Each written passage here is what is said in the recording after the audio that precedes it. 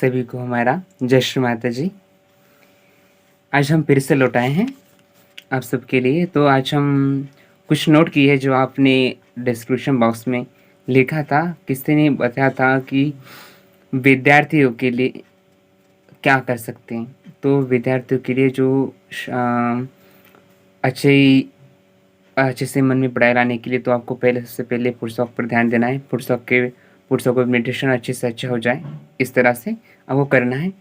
बाद में आपको जब आप मान लीजिए कि सुबह के वक्त आप ध्यान करते हैं, तब ध्यान के पश्चात आप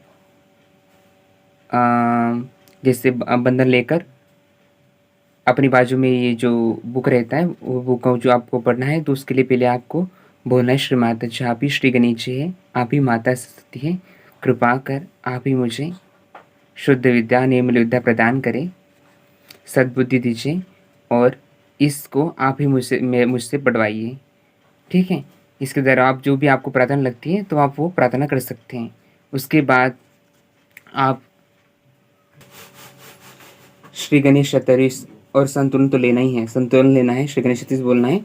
उसके बाद आपको या देवी सर्वभूतेषु बुद्धि रूपेण संस्थिता नमस्तस्यै नमस्तस्यै नमस्तस्यै नमो नमः, ये कहना है।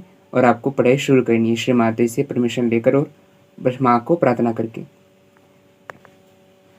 इससे आप जब भी आप ध्यान करें, जब भी आपको पढ़ाई करना हो तो पढ़ाई करने से पहले आप बंधन लेकर श्री माता से प्रार्थना कर संतुलन लेकर गणेश चतुर्थी की पठन कर सकते हैं आप। उसके बाद श्री माता सरस्वती का मंत्र भी ले सकते हैं और उनकी प्रार्थना भी कर सकते हैं। प्रार्थना करने के बाद आपको पढ़ाई शुरू कर देना है। शुरू होने के जब पढ़ाई पूरी हो जाएगी तब आपको कहना है श्री माता जी, आपका कोटि कोटि धन्यवाद, आपने मुझसे पढ़ाया और कृपा करके मेरे ये सभी जो आज मैंने पढ़ाया है, जो आपने मुझे पढ़वाया है, वो मेरे सब ध्यान में रहें। और उसके बाद आपको या देवी सर्वभूतेषु स्मृति रूपेण संस्थिता नमस्तस्यै नमस्तस्यै नमस्तस्यै नमो नमः, ये बोलना है। और उसके बाद श्री माता का आभार प्रकट करके आपको बंधन लेकर उठ जाना है। और आपको मेडिटेशन और पुरुषों इसमें थोड़ा सा ध्यान देना है कि आपकी अच्छे से क्लियरेंस हो जाए और आपको ध्यान में भी रहे। सेकंड सवाल है, कोई बोलता है कि घर में कोई नहीं करता, मैं केवल अकेला करता। उसके लिए कुछ नहीं, उसके लिए है कि आप अपने पे फोकस करिए, ना कि दूसरों पे। जब उनका टाइम आएगा सतयुग में आकर तो वो भी आ जाएंगे। श्री माता जी सभी को देखती है, आप बस आपको प्रार्थना करनी है श्री माता जी जो मुझे आनंद मिला है वो उन्हीं को भी मिलना चाहिए। तो उसका आप प्रार्थना करनी चाहिए। और है एक कि घर में कोई, मैं कितना भी बताता हूँ मेरी बात सुनते नहीं हैं। अच्छा तो इसमें कहा गया है कि बस मैं अच्छे से करता हूँ और बाकी कोई सुनता नहीं है, अच्छे से बताओ तो। तो ये बात ये है कि कोई ये सतयुग जो है वो अपना खुद की लड़ाई है जो नेगेटिविटी से। अभी हम सतयुग में आए हैं तो हमें खुद की तरफ ध्यान देना चाहिए, ना कि हमने घर के ऊपर या जैसे बाकी लोग भी होते हैं ना उनके ऊपर कोई भी ध्यान नहीं देना। बस हमें अपनी प्रगति देखनी चाहिए कि मैं कहाँ हूँ। ठीक है। और जैसे मान लीजिए आपने घर के मम्मी पापा होते हैं तो जैसे वो ज़्यादा अच्छे से करते नहीं है या कुछ भी नहीं है, तो आप बस उनको बताइए। अगर वो नहीं मानते तो ठीक है, उसको जाने दीजिए। पर आप अपने ऊपर ध्यान रखिए, आप कैसे मतलब आपकी प्रगति कैसे रही है कैसे नहीं, तो आपको उनको छोड़ना है और अपने को देखना है। ठीक है। तो एक सेकंड क्वेश्चन है, हाथों का नमक पानी कैसे करते हैं। तो हाथों का नमक पानी ये जो होता है विशुद्ध चक्र के लिए होता है और इससे वाइब्रेशन भी बढ़ जाती है। तो आपको हाथों का वाइब्रेशन के लिए कुछ नहीं करना है। जब से हम पुर्सों करते हैं ना पैरों का, तो वैसे ही आपको ये करना है। जैसे मान लीजिए अभी उदाहरण के लिए बताते हैं कि आपने एक टप लाया, टप लाने के बाद आपको बैठ के एक कपड़ा लेना है, थोड़ा हाथ पोंछने के लिए वो लगेगा इसलिए। तो उसमें नमक डालना है। नमक डालने के बाद भी जब आप डाल देंगे पूरा, तो श्री माता जी को प्रणाम करके बैठ जाना है। बैठने के बाद आपको बंधन लेना है। बंधन लेने के बाद आपको श्री माता से प्रार्थना करें, श्री माता जी इस हैंड्स ऑफ द्वारा या हाथों की मिटमाई द्वारा मेरे विशुद्ध चक्र और मेरे दोनों हाथों की गर्माहट और जो कुछ भी बाधा है इन सबको आप इसमें खींच लीजिए। ऐसे ये प्रार्थना करने के बाद आपको उसके ऊपर ऐसे दोनों हाथ रखना है। दोनों हाथ जल देवता के मतलब कि जो आपको टब का पानी है उसके ऊपर दोनों हाथ रखना है।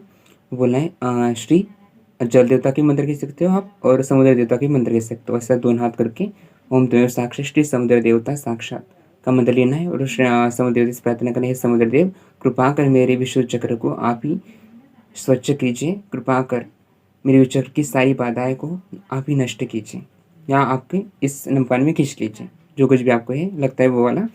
उसके बाद आपको सीधे हाथे से न पानी में डालना है। सॉरी, आपको ये बताना भूल गया कि आपको बंधन देना है। हाँ, आपको ना जब आप बंधन लेते हैं खुद को, तब आपको ये जो आपका बर्तन होता है तो आपको बर्तन को भी बंधन देना है 7 बार। और उसके बाद आपको दोनों हाथ ऐसे रखना है, पर वो दोनों हाथों में स्पेस होना चाहिए। स्पेस इसलिए कि ये पकड़ इधर उधर ना जाए, इसलिए आपको ये स्पेस रखना है, ऐसे फैलते हुए हाथों कैसे रखना है। फिर उसके बाद आपको श्री माता जी की बिंदी की ओर, श्री माता की प्रतिमा की ओर आपको देखते हुए श्री गणेश मंत्र, अथर्वशीष और श्री राधा कृष्ण जी का मंत्र लेना है। उसके बाद आपको श्री माता जी को अच्छे से प्यार से निहारते हुए आपको देखना है, ना कैसे घूर के ऐसे देखना है, घूर के नहीं देखना है, आपको प्यार से निहारते हुए देखना है। और मन ही मन आप माँ से प्रार्थना भी कर सकते हैं।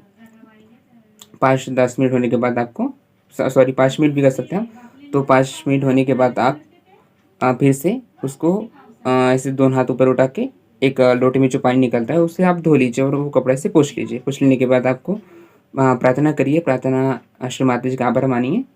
उसके बाद आपकी टब को बंधन देकर उसको फ्लैश कर दीजिए। ये बहुत अच्छा है हैंड्सअप। हैंड्सअप के लिए बहुत आवश्यक है। जिनकी वाइब्रेशन नहीं आती या जिनको पता नहीं चलता कि कौन से मेरे चक्र को पकड़े, ऐसे किसी किसी से पूछते रहते हैं, तो उनको ना अच्छा रहता है कि ये हैंड्सअप करें से इनसे हाथों की सेंसिटिविटी बढ़ जाएगी और उनका विशुद्ध चक्र भी खुल जाएगा। और सुबह का ध्यान, शाम का ध्यान, हाँ सुबह का ध्यान, जो सुबह का ध्यान होता है वो होता है हमारे मूलाधार पर, और शाम का ध्यान सहस्त्रा पर होता है। जैसे मानते हैं ना कि जो सुबह का ध्यान होता है वो भक्ति का होता है, और शाम का ध्यान सुबह का ध्यान जो होता है वो ज्ञान का ध्यान होता है, और शाम का जो होता है वो भक्ति का होता है। तो आपको सुबह का ध्यान मूलाधार चक्र पर करना चाहिए और शाम को सहस्त्रार पर। मान लीजिए आपको सुबह भी आप सहस्त्रार पर कर सकते हैं, ऐसा कुछ नहीं है कि मूलाधार पर ही करना है। तो मूलाधार पर आप ज़्यादा ऐसा करिए कि 10 मिनट मूलाधार पर करिए, 5 मिनट सहस्त्रार पर करिए। शाम को आपको सहस्त्रार पर करिए, श्री माता जी को स्पीच सुनिए। श्री माता जी जितनी आप स्पीच सुनेंगे उतना ही आपको बेनिफिट मिलेगा। हाँ, और है हर रोज़ हर रोज़ खुद को देखना चाहिए, मुझ में क्या कमी है क्या नहीं है। बस एक अपना आत्मलोकन करना चाहिए कि अभी मुझ में क्या क्या कमी है। वो खुद की कमियाँ देखनी चाहिए, ना कि दूसरों की, कोई ऐसा है या कोई वैसा है। तो हमें बस खुद को देखना चाहिए, इससे आपको और भी अच्छा रहेगा। दूसरा है सेंटर में जाते वक्त, हाँ सेंटर में जाते टाइम आपको याद रखना है, जब आप सेंटर में जाते हैं तब क्या होता है कि जब आप बैठ जाते हैं ना, सेंटर चालू होता है, तब आप इधर उधर ऐसे मुंडी घुमाते हुए ऐसे देखते हैं। ऐसे क्यों देखते हैं? आप सेंटर में जाते हैं ना, तो सेंटर करिए। बाद में आप जब सेंटर हो जाए तो आप हर किसी से बात कर सकते हैं और जो भी आपको लगता है वो कर सकते हैं। पर सेंटर के टाइम बस अपना अटेंशन सहस्रार पर रख के श्री माता जी को पूरी तरह प्यार से निहारती है और श्री माता जी से एकरूप होकर आपको सेंटर करना चाहिए अटेंड, ताकि उसी से आपको वाइब्रेशन अच्छा आएंगे, उसकी फीलिंग अच्छी आएगी। नहीं तो आप सेंटर जाएंगे बस इधर उधर देखेंगे तो उससे क्या होगा? कुछ नहीं होगा। बस क्या क्या कर रहा है? सेंटर होकर रहा है। उससे मिलेगा, उससे भी मिलेगा, पर जितना ज़्यादा वो मिलेगा उतना नहीं मिलेगा। इसलिए आपको सेंटर पर जाते टाइम किसी को कोई कुछ भी करे उसको देखना है, उसको बताना है कि आप सेंटर लिए आए हैं, प्यार से बताना है वो भी कि आप सेंटर करिए। उसके बाद सेंटर के बाद आप किससे भी बात करें, पर सेंटर जब चालू होता है तब किससे बात भी ना करें।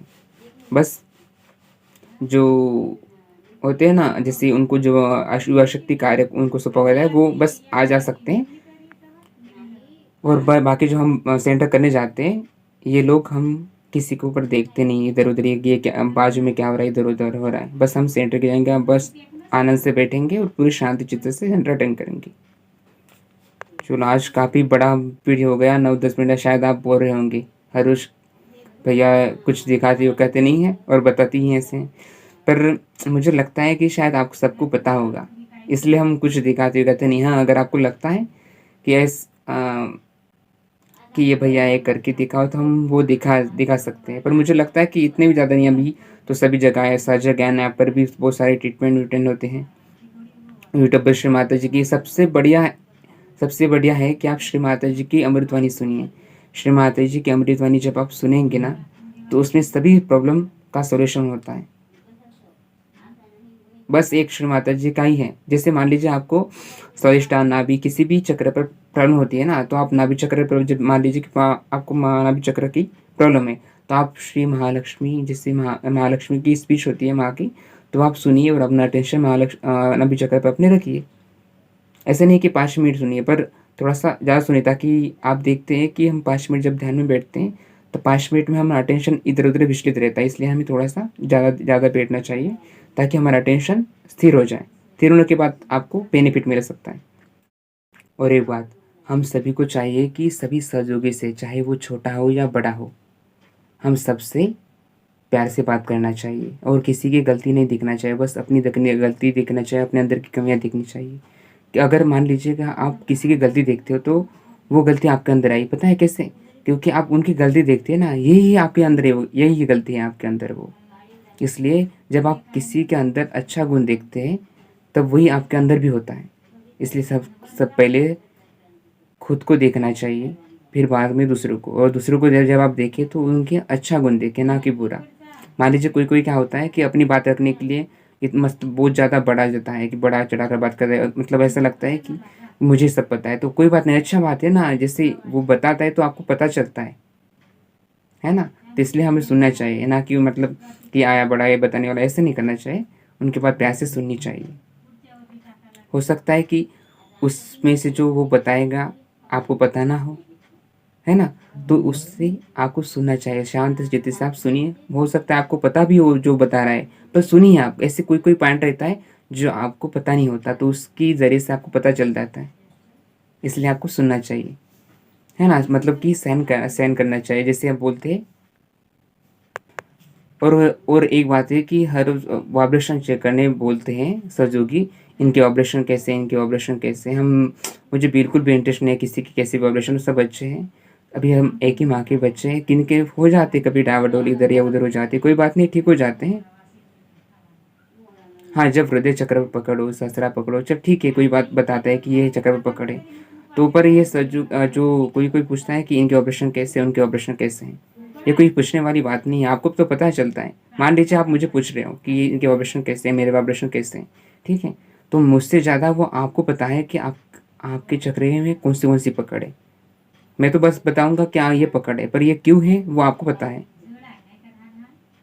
इसलिए आप खुद का अवलोकन करें, जो आपको बताया है वो आप जब अवलोकन करेंगे, मेरे अंदर क्या कमी है, मेरे अंदर जो भी आपको लगता है कि मेरा ये चक्र पकड़ रहा है, तो क्यों पकड़ रहा है, मेरे अंदर क्या है, मतलब जो इसका दुर्गुण जैसे मान लीजिए विशुद्ध दुर्गा, जैसे धूम्रपान या आदि में किसी का कड़वा शब्द बोलता हूँ, तो ये आपके अंदर है, तो हाँ, तो हो सकता है इसी सी वजह से मेरा पकड़ है, तो इसको आप साफ कर दीजिए, इसको हटा दीजिए। जैसे आप जैसे कटुपानी बोलते हैं तो आप मीठा शब्द बोलना शुरू कर दीजिए, इससे वो विशुद्ध चक्र भी क्लियर होता जाएगा। ठीक है, आज तो काफ़ी बड़ा 12 मिनट का ये हुआ है, तो आज इतने में समाप्त कर देते हैं। आगे कोई अभी आपको लगता है कुछ पूछना हो तो आप पूछ सकती है, ठीक है। जय श्री माता जी।